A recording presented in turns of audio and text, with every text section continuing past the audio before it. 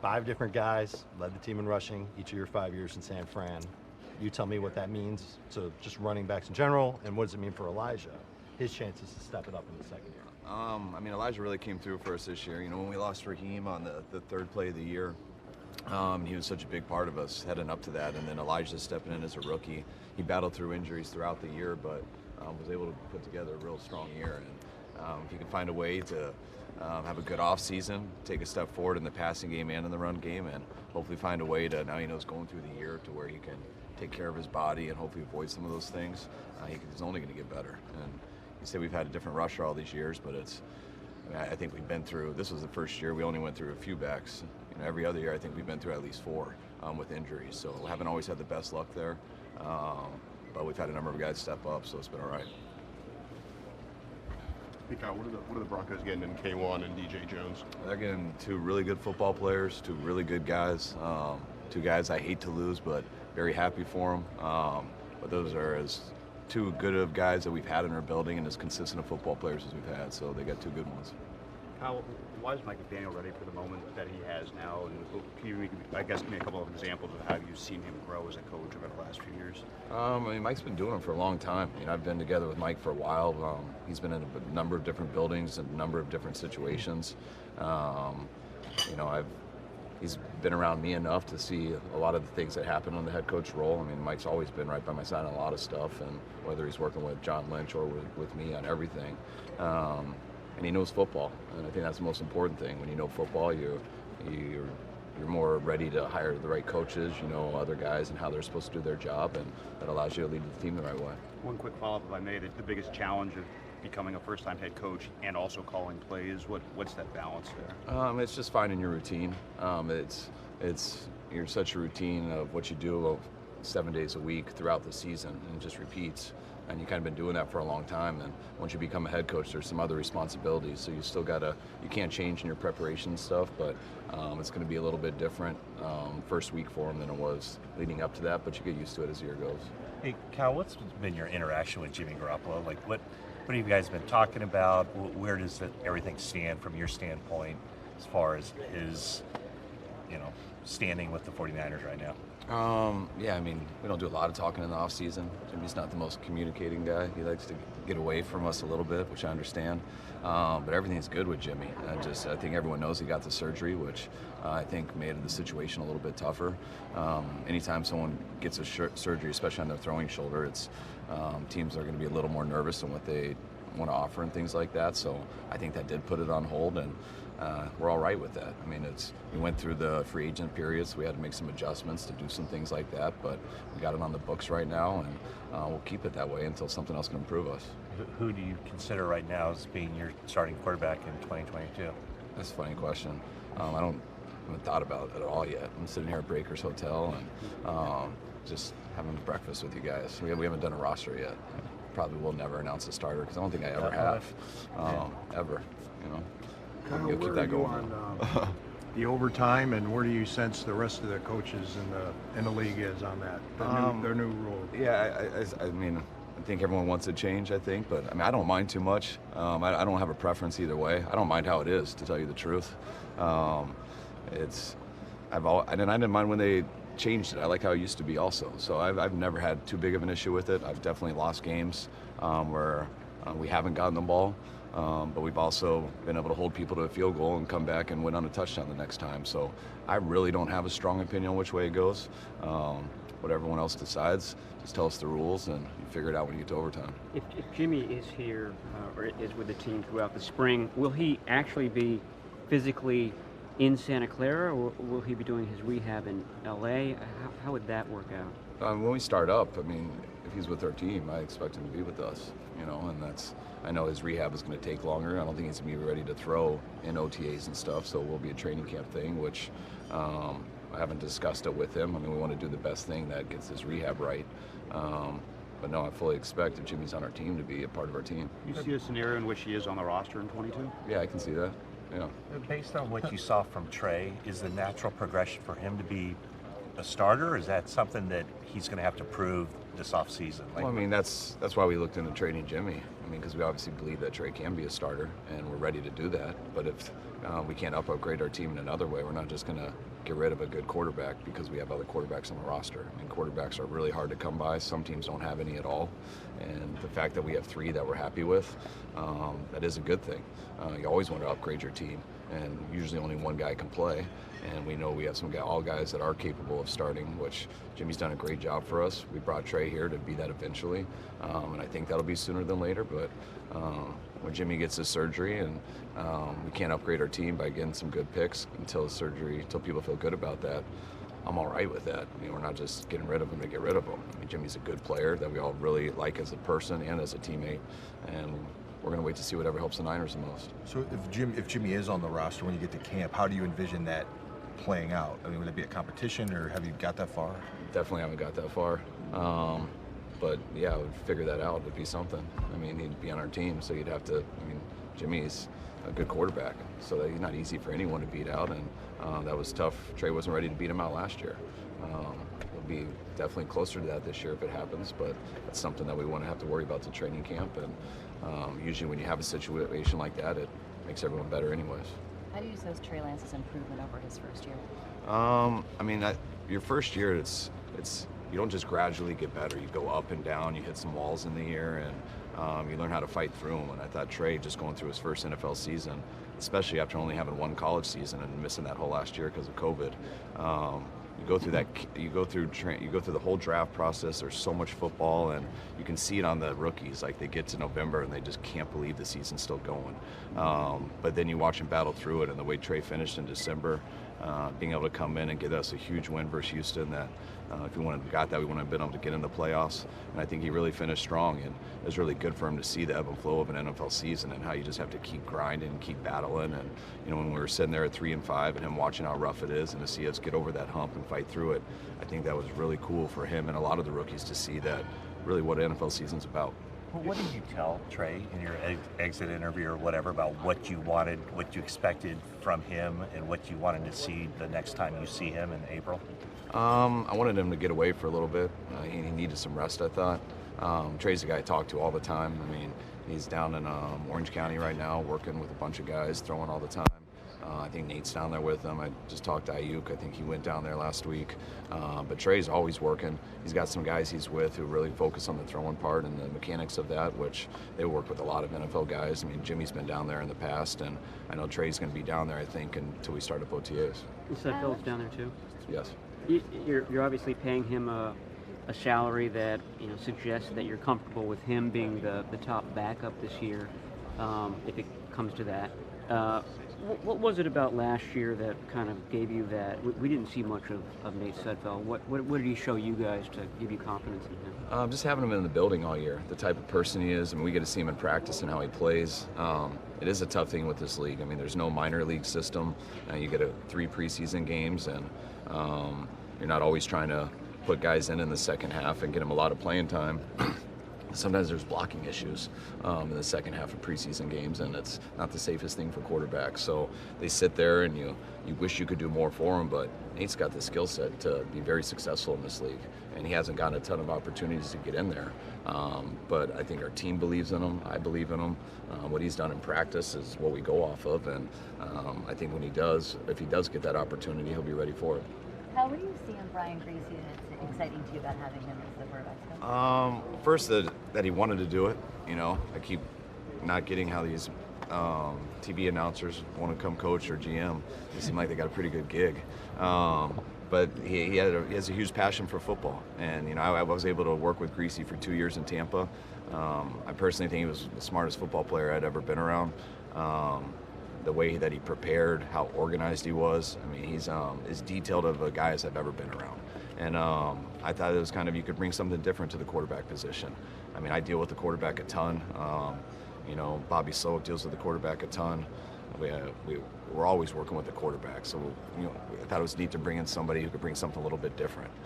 We kind of have a partnership in there where we all can offer a little bit different stuff. And I love that Trey has someone that has been through the battle, that, I can tell him about it and what I've seen with guys, but someone who's actually had to go through the ups and downs and that pressures of having a good game and then throwing a pick that loses the next game, how to deal with the media, how to deal with just NFL season. And I think it's hard to find a player always that's done it at such a high level, that's willing to go through that commitment and stuff.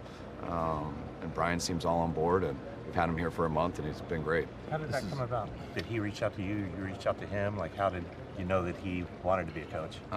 He told some people in Denver that he was interested when it happened, so then I reached out to him, and then we just started talking, and there was no pressure. Either side. We just had a conversation about it. Then he flew out. I mean, I interviewed a number of guys and a number of good guys, and there were some directions we were going to go. But then when he came up and we talked, and his wife was on board, and it just seemed like a good fit. He came up and met all the guys, and right after that, we just decided to do it. You had probably the most turnover you've had, at least on offense, in your coaching staff. How did you go about kind of filling those needs, and what has it been like trying to onboard all those guys? I mean, it was tough. Anytime, I mean, we really lost every offensive position coach except our line coach. And we got like 10 guys, which almost feels as much as anyone in the league. So it threw me off a little bit. When the season ends, you want to get away and just completely check out. But it's tough when you lose some coaches. So you got to kind of work at that. And it's a little stressful at first because you lose so many guys that you're used to working with, guys that are your friends, and also guys that you've depended on for a while. You got to go through a process that's not always that fun. But after we went through it for a month, and when it's said and done, it does give you a chance to get better. Not by losing guys, but just adding different guys. And it's something that you don't always like to go through, but once you go through the process and you end up with a final staff, which we have now, I'm really excited about it. And you bring in some new guys who I think will pick up stuff fast. We also have some guys that we've been training for a while that have gotten promotions and are ready to take on this role too. Do you find that there's a lot of coaches, I mean, coaches are obviously looking for jobs anyway, but that reach out to you based on the fact that, they've seen other guys that you've had move on to head coaching jobs and things like that? Do you field a lot of calls when stuff like that goes on? Yeah, I mean, this is such a tough business, and I have so much respect for all coaches and just growing up in it and how much people have to move and things and how hard it is to get a job. And there's a lot of good coaches out there, and there's not many openings. So it's a process I don't enjoy because I don't like telling people they're not the right fit, because I know how hard it is to get a job and how people need that stuff, and there's so many qualified guys. So I never enjoy going through it.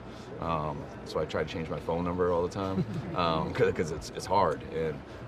But it's stuff you got to do, and you try to find the right guys, and you got to. It's not just who's the best guy; it's who fits with your staff the best, who fits in that role. And there's lots of different avenues to go through, but feel good about where we're at.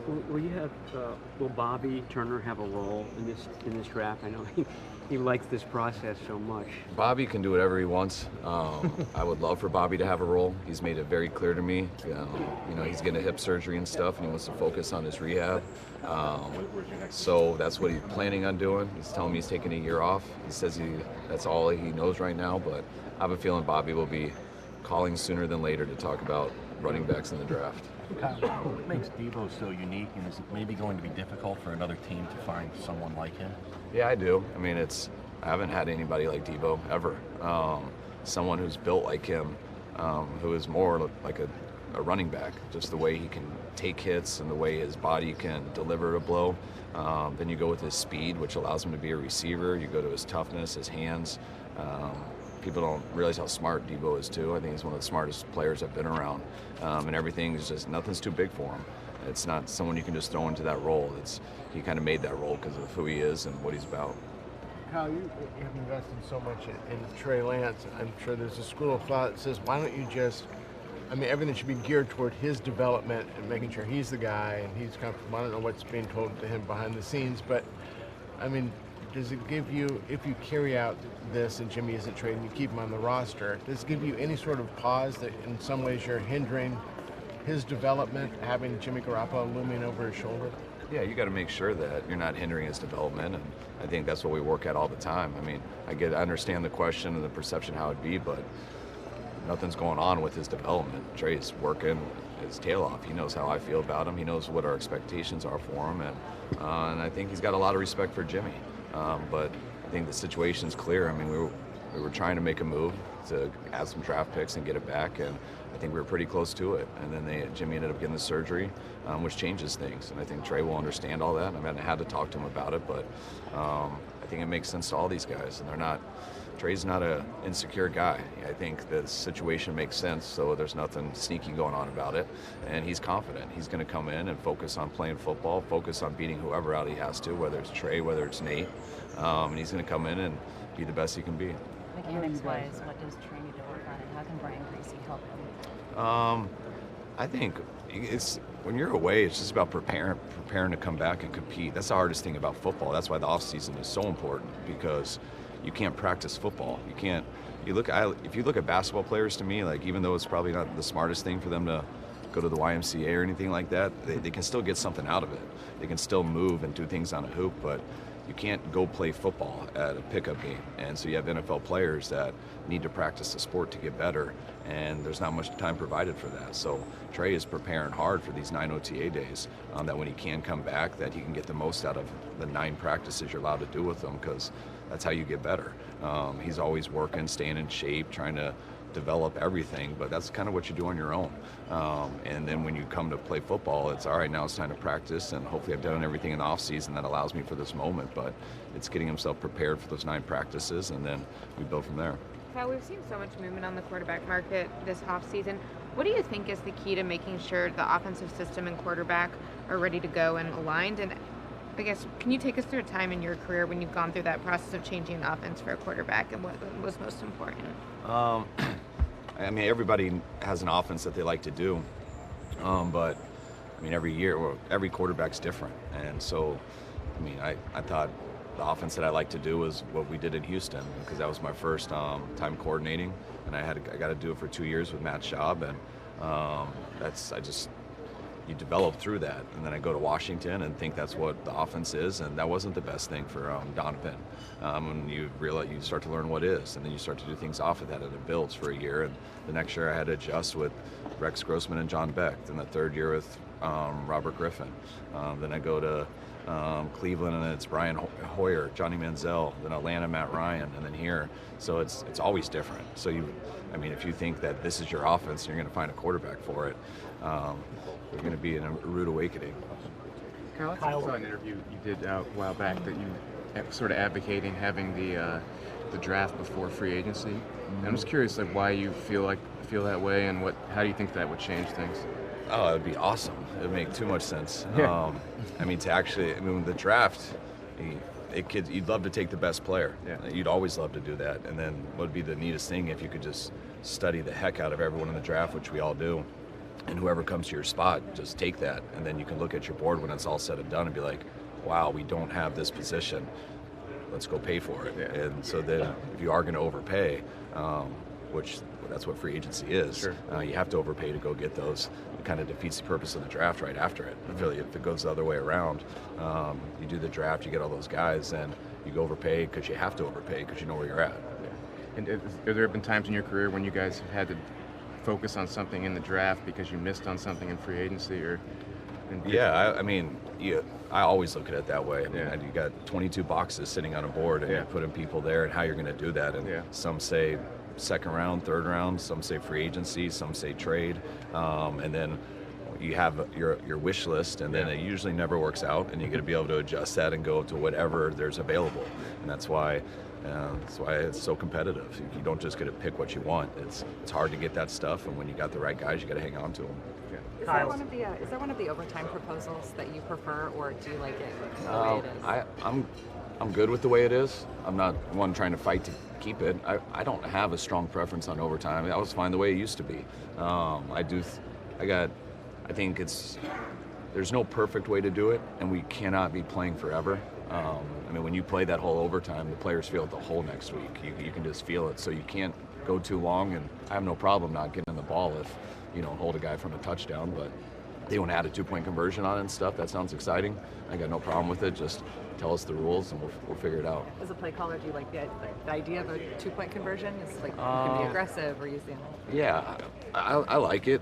I don't see how you would never not go for it, in that situation, because you can end it right there, and they got to go score a touchdown then to beat you. So I don't see how you would ever not go for the 2-point conversion. Kyle, what are the Jets getting in Laken Tomlinson? They're getting one of the most reliable, dependable guys we've had.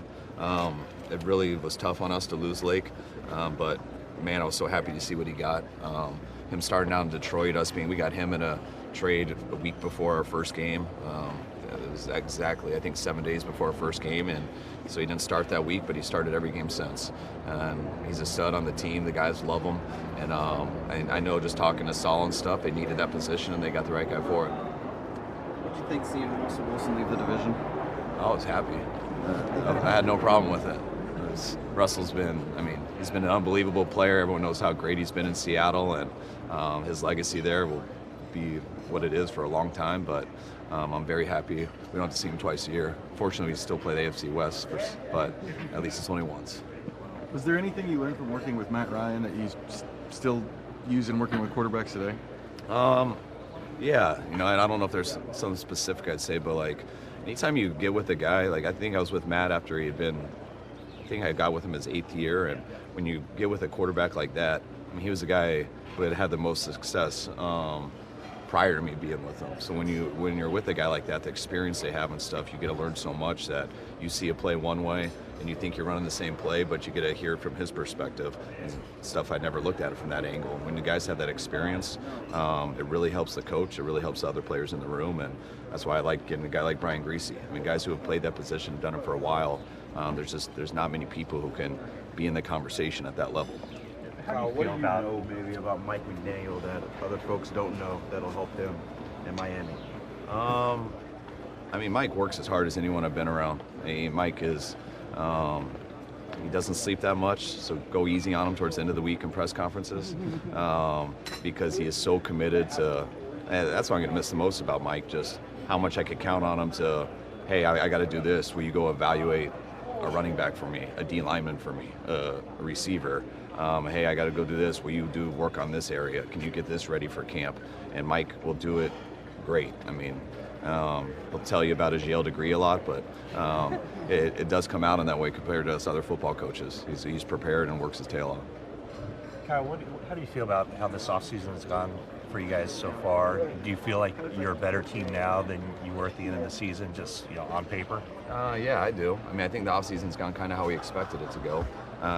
With the surgery was a surprise, so that was different. But we went into free agency and personally thought we really needed to get a corner. That was our number one need, and we got that. And that's what I was real happy with. I thought we needed to improve in special teams, and we got 3 special teams players who also will contribute on offense and defense too, which is very important to me. And very excited about that. And we got some young wide receivers that we've gone that direction in, which I think they're going to get better here this offseason. I thought they finished last year real strong. We got some young corners who got to play last year, which I expect all those guys to be better this year. I think we have as good of a group of linebackers as there is in the league. I think our defensive line has got some really good players, but I think we're always going to win in strength and numbers. I think we lost a really good offensive lineman, but we also drafted a guy last year in the 2nd round, understanding that could happen when the money gets that way. So I think everything has gone how we expected it to, and I hope that we have better luck in the offseason with health and things like that. No one gets hurt in OTAs, and we can just keep trying to get better and practicing. And how involved were you in Charvarius Ward? What do you see from him? Why was he a good fit for you guys? The thing, I just liked how he played bump coverage the most. They put him on an island a lot. He's got extreme long arms, never panics. He's got very quick feet, stays on top of guys, and they put him in some positions that a lot of guys would just back up and play a little timid, and I never saw him change, and I just liked his style and getting to meet the guy. I feel real happy that he's a 49er. How's Javon Kinlaw? How's Javon Kinlaw coming along, and how much did maybe where he is factor into? I know DJ's price went up, but Yeah, those are the hard things because no one wants to lose DJ at all, but you got to balance out a team, and that's what's so tough about this. And DJ, we were fortunate to get DJ last year.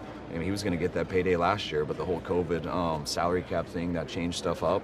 We were just fortunate to get him for another year, and we would have loved to keep him, but that's also why you got to have draft picks come through too. Like just what I said about Laken and Banks, but Kinlaw, there's a reason we took him. He's had some tough luck with his health, but I see him every day working outside my window, and this is the healthiest I've seen him since he's been here, and I really think he fixed some of the things that were the issues, and I'm as excited for him as anyone. What's his timeline?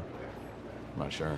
How involved are you in the extensions of Deebo Samuel and Nick Bosa? You just figure How involved? Yeah. I recommend them. Okay.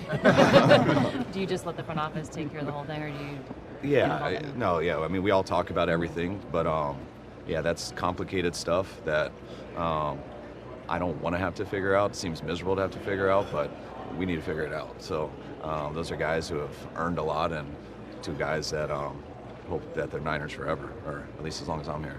You mentioned the. How far along is he, and how confident are you in his ability? We're very confident. I mean, that's the way that he finished last year. He was ready to go, and we almost made a move and put him in, but we kind of went on a win streak, and we were just gelling good as a team. Like, if you would ask me halfway through if he was going to be playing, I would have said yes. And then kind of things just started clicking for a team, and we didn't want to mess it up. But he's ready to go, and just kind of like what I said with the other. That's the toughest thing in this league, that these guys don't get to play a lot. And yeah, you get to practice, but you practice really 3 days a week during the season, and you get to the last 6 games of the year, and how many of those do we actually put pads on, and how many are half speed? And so the guys really got to be motivated to do stuff after practice, to get with our coaches, to do all the work that it's over detailed, but you got to do it because you're not getting the reps. And what I liked with Banks and even Jalen Moore, like both of those guys, they were hungry out there, and I always saw them work, and I always see them ready for the opportunity, and